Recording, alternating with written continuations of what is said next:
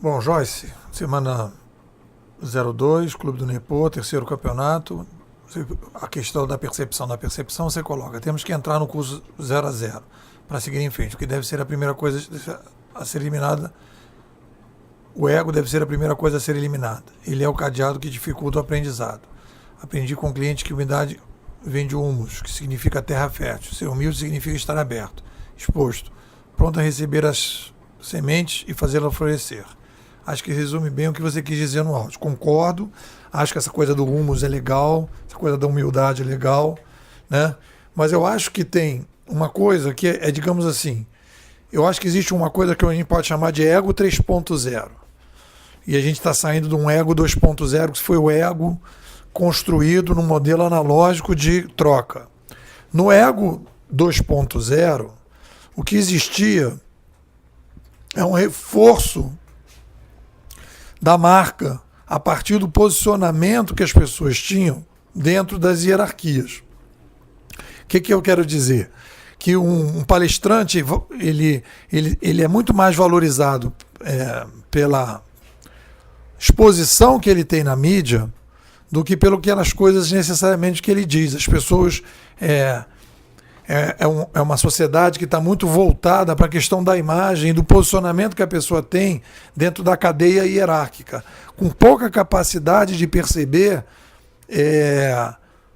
uma narrativa e a lógica da narrativa, né? Então eu acredito no fulano porque ele aparece em tais condições, eu acredito nele. Então foi tudo reforçado, né, dentro da estrutura hierárquica. O que a gente está construindo agora, né, a partir da chegada da internet, do reputacionismo digital, é um reposicionamento desse ego, que a gente vai chamar de ego 3.0, que ele precisa se constituir de uma nova maneira. As brigas individuais de cada um, tudo bem, não vou entrar nessa discussão.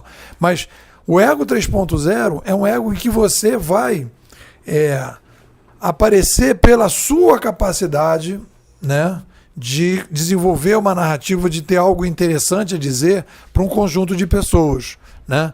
Então, você vai se esforçar para que isso aconteça de uma nova maneira. Você tem um retorno da narrativa.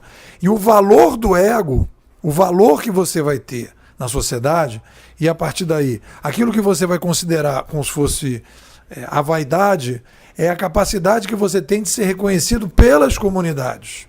E para você ser reconhecido pelas comunidades, você tem que reforçar o seu discurso e você tem que melhorar a sua capacidade de compreensão ou a sua capacidade de fazer com que aquele conjunto de pessoas que, não tendo esse filtro, vão valorizar você mais pelo mérito do que você tem, pelo que você está dizendo. E isso faz com que você crie uma possibilidade, você crie uma interação, você aposte na interação para você poder se valorizar, para você poder ser reconhecido por esse conjunto de pessoas. E a partir daí você reposiciona o ego, né?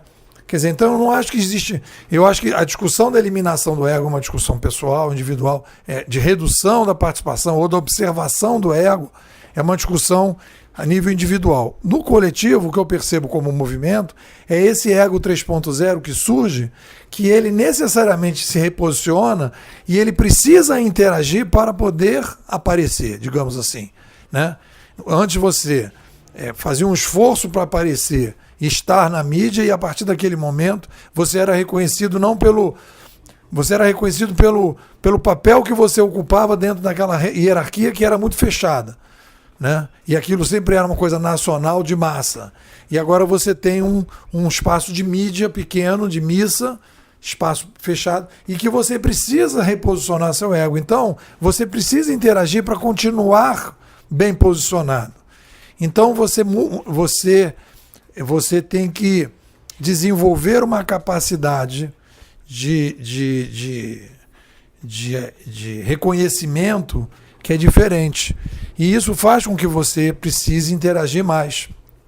Isso faz com que você precise, né, estar mais voltado para as pessoas, porque o reconhecimento das pessoas, você depende mais do reconhecimento das pessoas. Você fica dependente desse reconhecimento que é o reconhecimento das redes sociais. Então, esse reconhecimento restabelece a posição. Então, você tem que negociar com as pessoas, você tem que participar mais das pessoas.